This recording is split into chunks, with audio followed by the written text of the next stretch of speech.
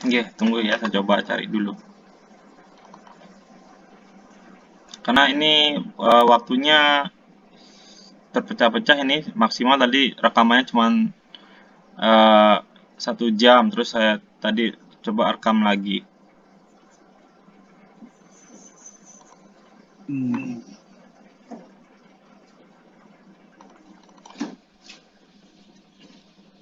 Nanti kita gabungin aja, Pak. Kalau di render nanti malah lama lagi. Apa dibikin linknya 3 yang diupload ya?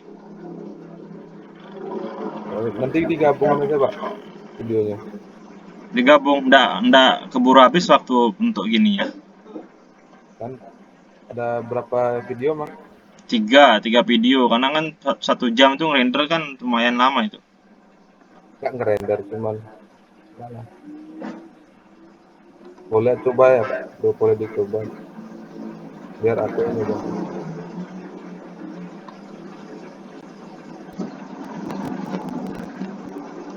Terlihat nggak?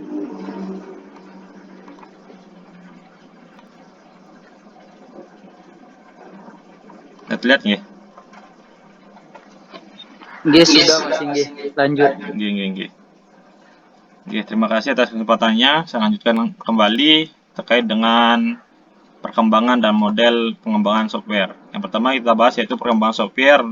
Lalu yang kedua 8 model pengembangan software dan struktur programming, object oriented programming, waterfall, agile, scrum, rapid application development, prototype, dan DevOps. Oke, baik, yang pertama yaitu perkembangan software. Sebagaimana halnya komputer dan hardware, perangkat lunak komputer software juga mengalami perkembangan dari masa ke masa. Pada komputer generasi pertama hingga ketiga, serta sistem operasi generasi pertama hingga ketiga, software cenderung dikembangkan dengan tampilan command line. Tidak dikenal adanya grafik user interface atau GUI.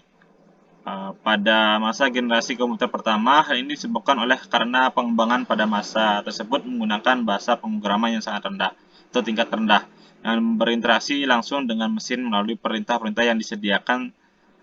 Selain itu, memori komputer yang digunakan masih terbilang minim dalam beberapa kilobyte.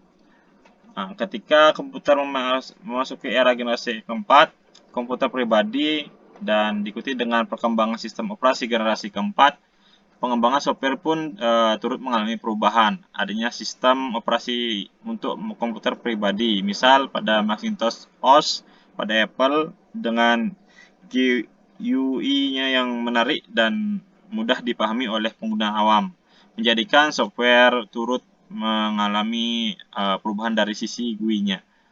Hal ini terlihat dari mulai diciptakannya software-software untuk kebutuhan berkomputer penggunaan pribadi, dimulai dari perkantoran, games, utilitas, multimedia, integrated development environment, dan prototype awal aplikasi internet, misal seperti web browser, dan file transfer protocol atau FTP client.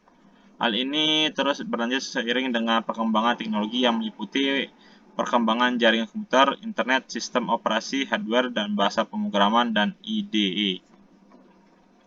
Baik, yang selanjutnya yaitu 8 model pengembangan software. Ya, pengembangan software dari waktu ke waktu juga tidak lepas dari peran serta model pengembangan software yang makin beragam hingga tahun 2020. Ini terdapat 8 model pengembangan software yang umum digunakan oleh pengembang.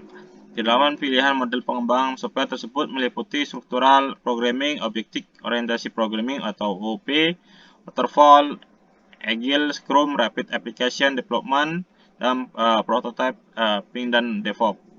Meskipun ke-8 model pengembangan software ini ada yang merupakan bentuk perbaikan dari model pengembangan sebelumnya, namun masing-masing model memiliki ranah pengembangan tersendiri. Hal ini menjadikan tidak ada salah satu di antara pilihan model pengembangan yang lebih baik.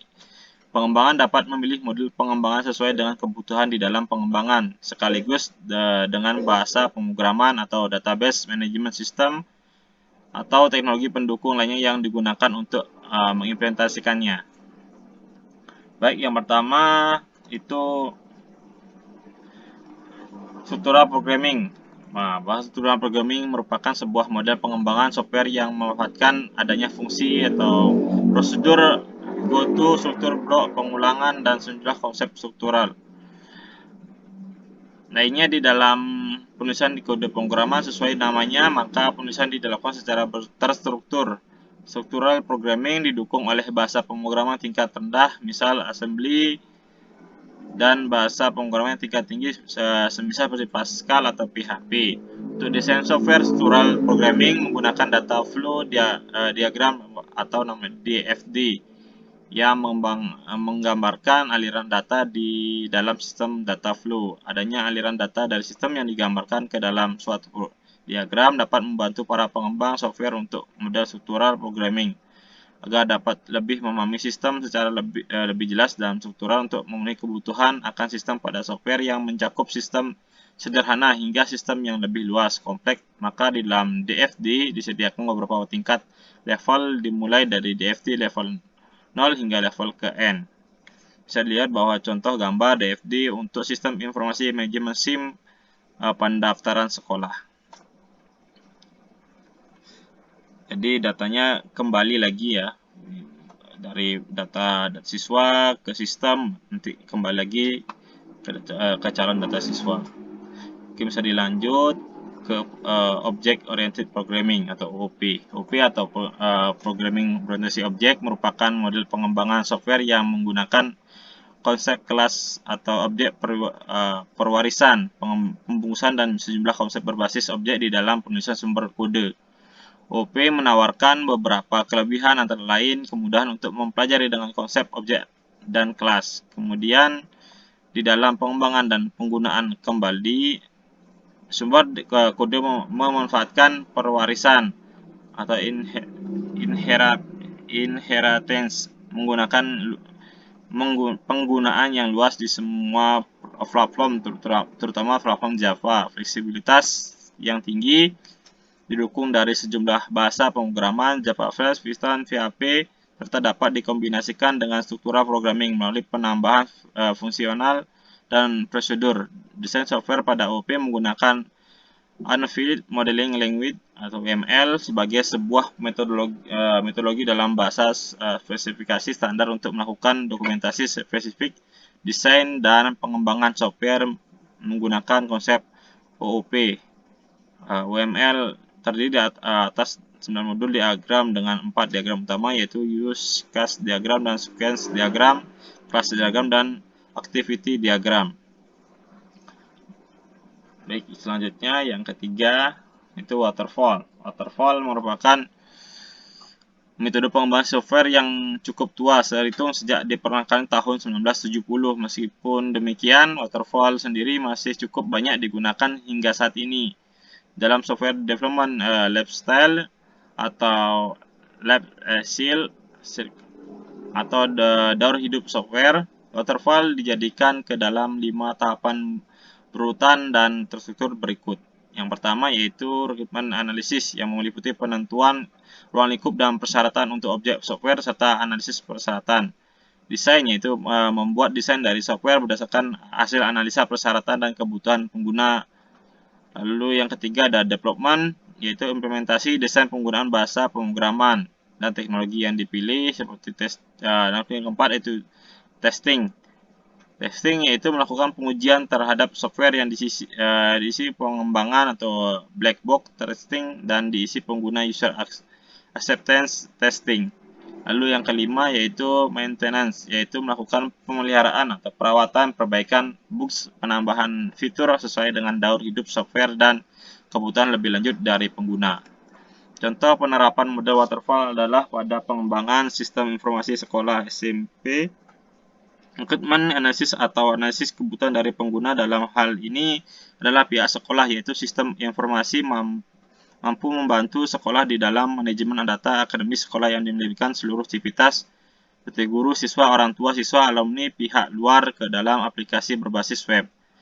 Desain aplikasi penggunaan DFD dan desain database penggunaan ERD, development penggunaan PHP dan MariaDB. Testing dilakukan di sisi pengembangan menggunakan black box testing dan di sisi pengguna menggunakan user acceptance testing atau UAT. Maintenance dilakukan pasca demo aplikasi ke pengguna atau pihak sekolah, misal update aplikasi, penambahan menu. Waterfall dapat tetap digunakan hingga saat ini dengan urutan yang terstruktur, namun namun kekurangannya adalah alurnya yang tidak dinamis, sehingga cukup sulit apabila melakukan perubahan di tengah-tengah pengembangan. Umumnya harus dimulai dari awal lagi. Lalu yang keempat itu Agile. Agile muncul sebagai suatu solusi untuk mengatasi kekurangan yang dimiliki oleh waterfall, khususnya di dalam menangani objek software berskala besar dan kompleks. Agile mewujudkan fleksibilitas di dalam pengembangan software. Oleh karena itu, maka Agile memiliki 5 tahapan berikut. Yang pertama adalah diskusi, lalu yang kedua adalah analisis, yang ketiga ada strategi, dan keempat esensi, dan yang kelima quality. Tahap strategi meliputi strategi pengembangan, lama waktu pengembangan, dan desain aplikasi, dan desain database, dan desain sistem. Tahapan execution adalah melakukan coding pembuatan aplikasi sesuai dengan desain yang telah dibuat dan teknologi yang dipilih. Quality assurance atau QA testing dilakukan pengujian software dari sisi pengembangan dan penggunaan, melakukan perbaikan, penambahan dokumentasi. Di dalam implementasinya hingga tahun 2020 ini, Agile memiliki beberapa buah pilihan submodel. Beberapa di antaranya adalah Advanced Software Development, lalu ada ATTD, dan Agile Unified Process UAP. Meskipun melibatkan pengguna secara lebih dekat, namun terdapat satu kekurangan utama dari Agile. Kekurangan tersebut adalah ketidakmampuannya Agile di dalam memecah sebuah proyek software besar ke dalam beberapa potongan sub-project agar lebih mudah dan lebih cepat diselesaikan. Lalu yang kelima itu Scrum. Scrum hadir sebagai sebuah solusi perbaikan dari Waterfall dan Agile. Waterfall memiliki kelebihan dari sisi struktur pengembangan yang rapi, namun memiliki kekurangan dari sisi ketidakmampuannya menangani proyek software skala besar karena strukturnya yang kaku, tidak fleksibel. Agile memiliki kelebihan dari sisi fleksibilitas dengan melibatkan penggunaan secara lebih dekat. Perbaikan dari Waterfall namun tidak mampu memecah proyek software besar ke dalam beberapa sub atau potongan kecil untuk memudahkan pengembangan dan menghemat waktu. Scrum hadir untuk menjawab kekurangan-kekurangan tersebut. Mengadopsi dari strukturisasi pengembangan dari Waterfall dan Agile ini, penggunaan di dalam pengembangan software dari Agile, maka di dalam Scrum terdapat 4 tahapan. Keempat tahapan tersebut meliputi yang pertama yaitu block backlog, di mana penggunaan atau pemilik produk membuat daftar keinginan atau produk backlog. Daftar keinginan ini diurutkan dari prioritas utama atau paling atas. Lalu yang kedua ada sprint backlog, yaitu melakukan perencanaan untuk urutan teratas yang dipilih disesuaikan dengan jangka waktu yang diperlukan atau sprint. Lalu yang ketiga itu dengan jangka waktu sekitar 2-4 minggu, di mana setiap waktu berskala misal per hari dilakukan pengecekan Scrum yang melibatkan tim pengembangan dan penggunaan secara rutin. Lalu yang keempat itu ada working increment of software, di mana kegiatan ini dilakukan terus-menerus untuk setiap potongan proyek dengan jangka waktu yang ditentukan atau sprintnya, sehingga semua bagian pada proyek backlog sesuai dengan kebutuhan pengguna.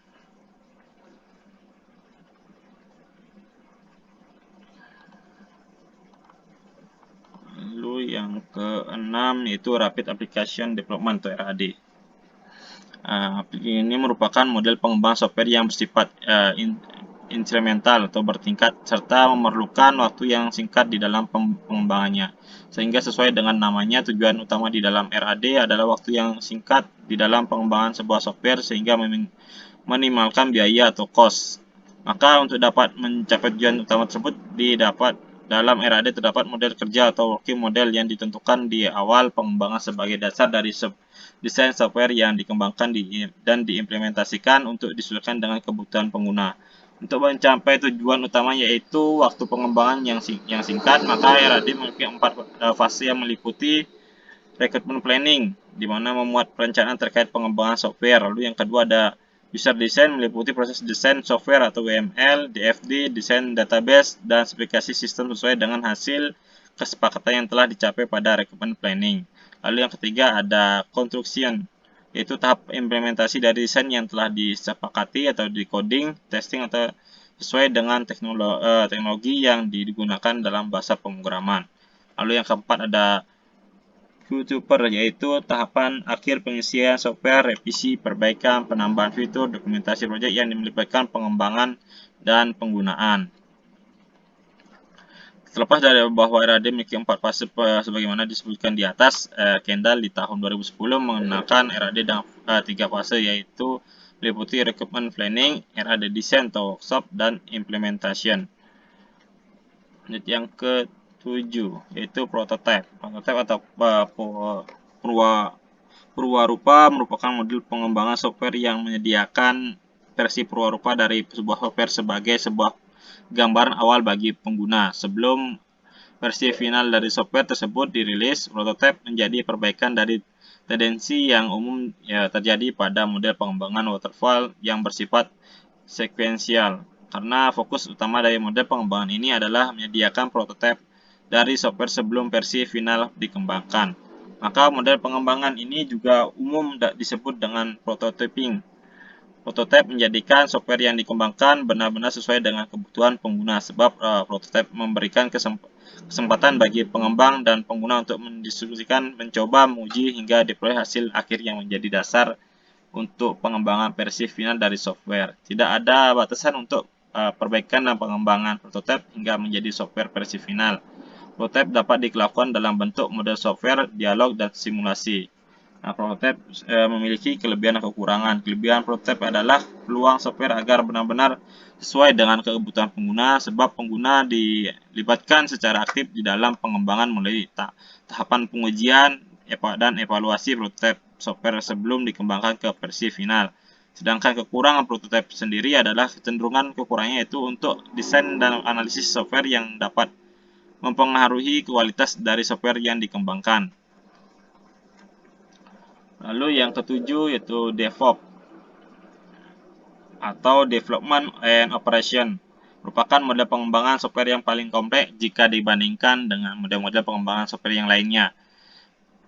DevOps merupakan model pengembangan software yang kompleks karena selain diberikan proses pengembangan software beserta dengan pengembangan dan bersangkutan, dengan kata lain sebuah DevOps merupakan sekumpulan proses otomatisasi yang menghubungkan antara proses pengembangan software dengan para pengembang agar dapat melakukan proses pembangunan software, build atau pengujian software, dan rilis software secara cepat. Nah, nilai lebih dari DevOps ini adalah untuk kemampuan untuk melakukan perubahan kecil pada software, baik dalam bentuk pengembangan setelah keamanan maupun perbaruan software. Inovasi pada software dapat dilakukan dengan lebih cepat melalui DevOps. Selain itu, proses pengujian kualitas software juga dapat dilakukan dengan lebih baik untuk menjamin agar software dapat sesuai dengan kebutuhan pengguna dengan adanya jaminan kualitas atau quality assurance. Terkait dengan proses pengembangan software sebagai sebuah model pengembangan software, terdapat 3 hal utama pada DevOps, yaitu pengembangan software di mana pada dasarnya DevOps adalah model pengembangan software yang menekankan komunikasi, kolaborasi, dan integrasi antara pengembang software profesional dan pengguna. Lalu yang kedua ada jaminan kualitas, di mana DevOps memiliki jaminan kualitas terhadap software yang dikembangkan atau quality assurance, di mana bagian tim penjamin terintegrasi dengan tim pengembang dan tim operasional. Lalu yang ketiga operasional, di mana dengan adanya perubahan proses bisnis pada industri software menjadikan software sebagai bagian dari bisnis perusahaan dan pelanggan berinteraksi melalui software yang dijalankan bentuk layanan online. Oke, itu saja untuk perkembangan dan model pengembangan software. Itu saya kembalikan lagi ke Pak Willy untuk menyampaikan pada mobile computing.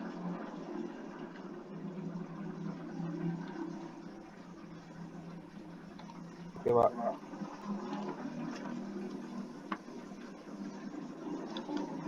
Oke, Pak Willy, dipersilakan. Siap, ya. Siap, Pak. Oke.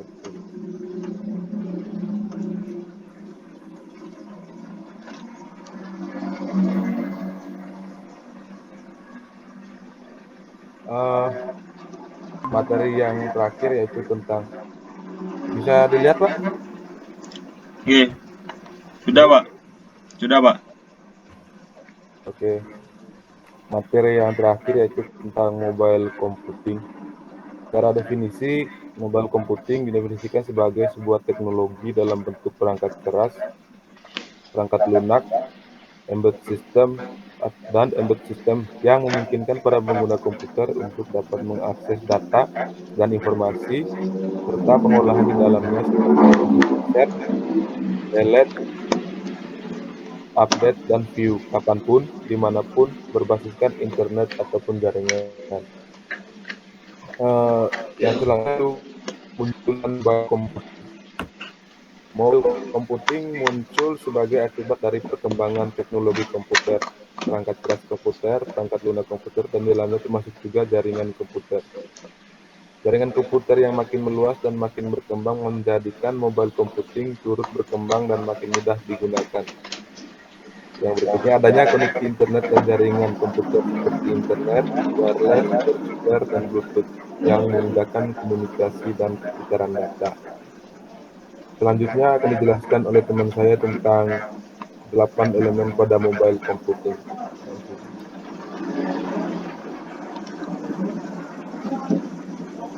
Baik, terima kasih Pak Willy.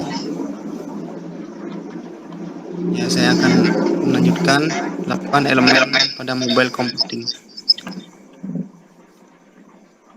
Dibantu share screen-nya Pak Singgih.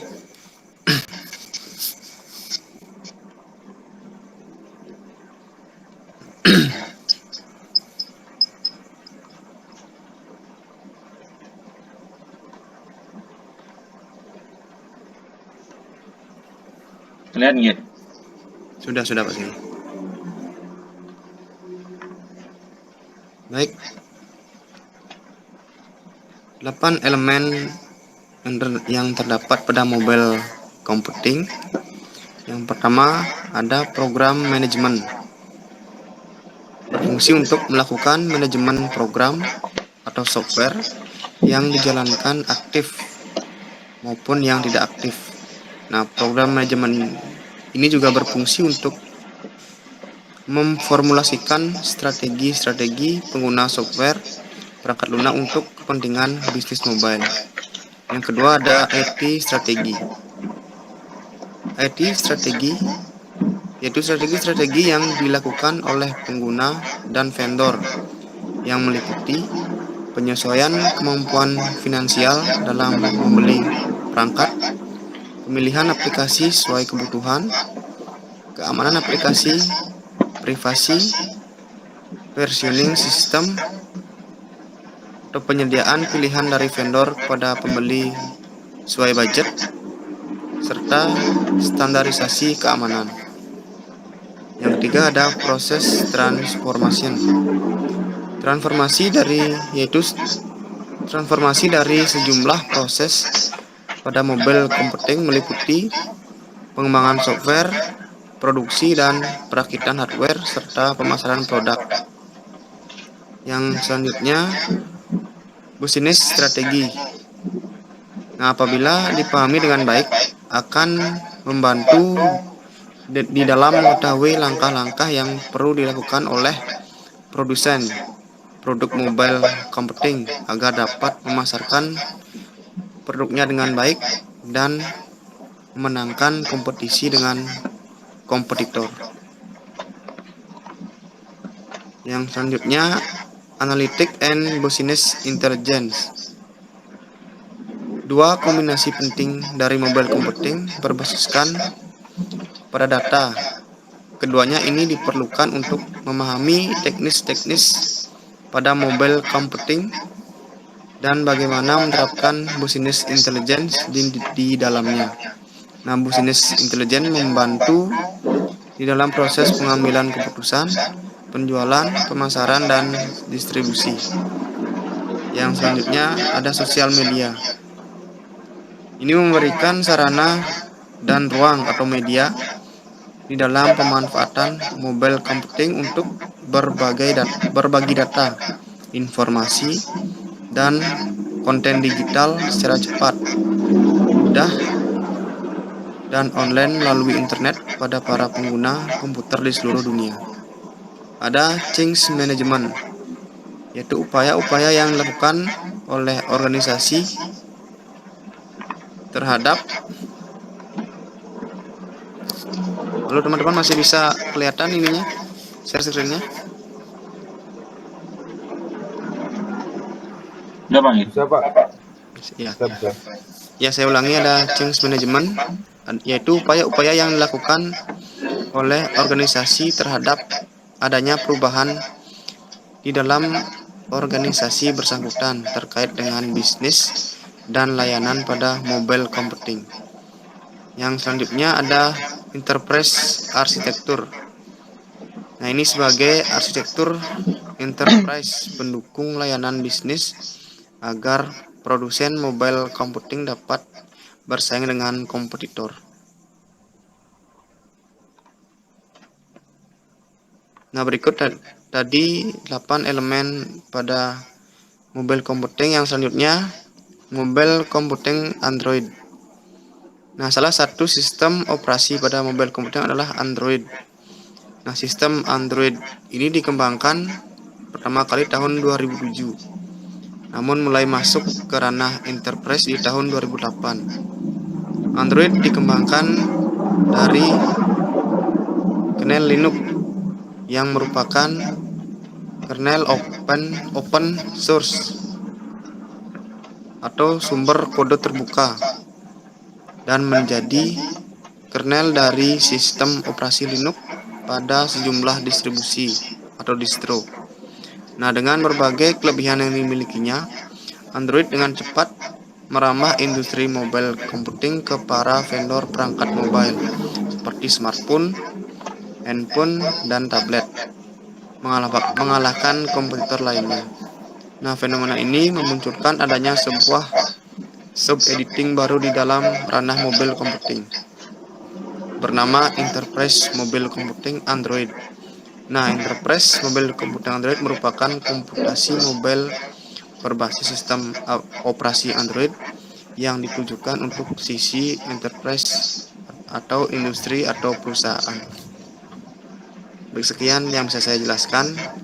Akan dilanjutkan oleh Pak Kolil. Silakan Pak Kolil.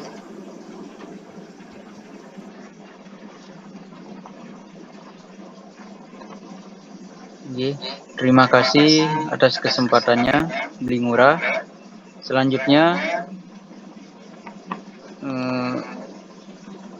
materi yang saya dapat yaitu 3 unsur utama mobil computing.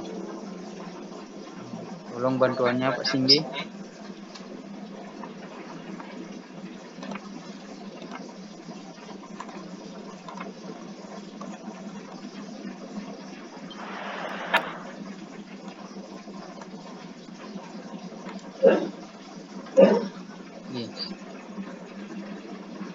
Tiga unsur utama mobil computing. Next. Menurut Fielden Association for Company Machinery atau ACM disebutkan bahwa mobil computing merupakan salah satu bentuk komputasi tanpa kabel atau wireless, sehingga menggunakan dapat melakukan dimanapun dan kapanpun untuk bertukar data maupun berbagai informasi melalui komputer yang berukuran relatif kecil. Untuk itu, mobil computing ini memiliki 3 unsur utama, yaitu mobil software, mobil hardware, dan mobil komunikasi. Selanjutnya, next. Yang pertama yaitu mobil software. Mencakup jumlah software untuk mobil computing sebagai contoh sistem operasi mobil Android dan mobil aplikasi untuk platform Android. Next. Yang kedua yaitu mobil hardware. Mobil hardware merupakan sejumlah hardware yang mendukung jalannya mobil komponing, misalnya saja prosesor, memori, dan media penyimpanan eksternal. Tiongkok merupakan negara produsen terbesar untuk mobil hardware yang mensuplai kebutuhan vendor smartphone dan mobil komponing lainnya di dunia. Produksi dari Jepang, Korea Selatan, Amerika Serikat, dan sebagainya. Next. Yang terakhir yaitu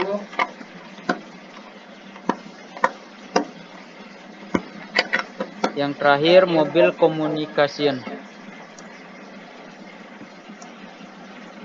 Mobil communication merupakan prosesor komunikasi yang terjadi pada mobil komponing yang mencakup protokol jaringan, format data, dan teknologi terkait. Sekian materi yang saya sampaikan. Saya lanjutkan kepada Bapak Cindy.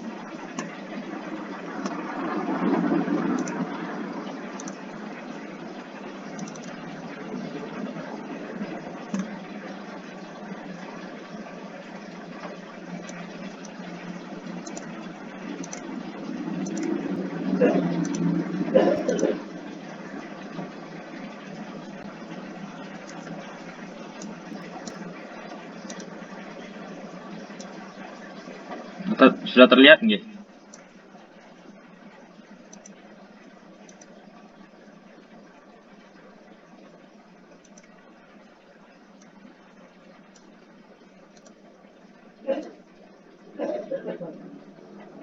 Sudah terlihat nggih?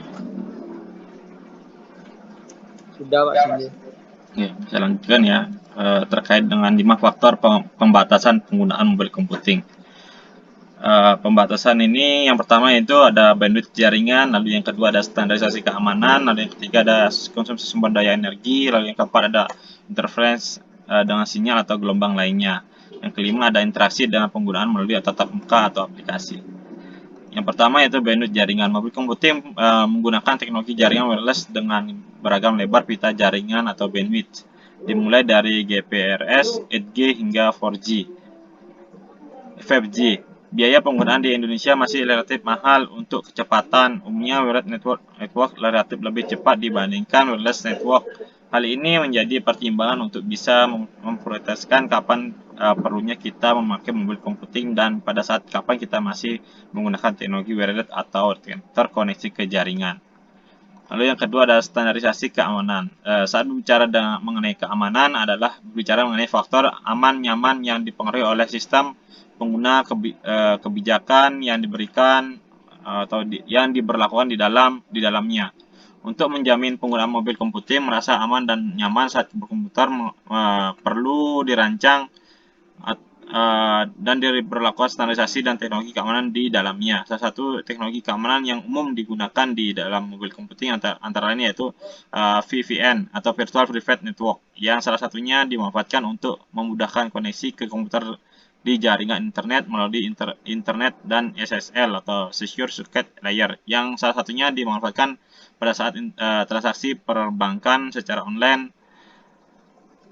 Dari sisi kebijakan terdapat sejumlah standarisasi berupa ISO yang diperlukan, sedangkan dari sisi pengguna perlu kewaspadaan dan diperhatikan terhadap sisi keamanan, sebagaimana contoh penggunaan tidak mudah ditipu melalui aksi sosial engineering maupun keteledoran di dalam menyimpan dan menjaga kerahasiaan password.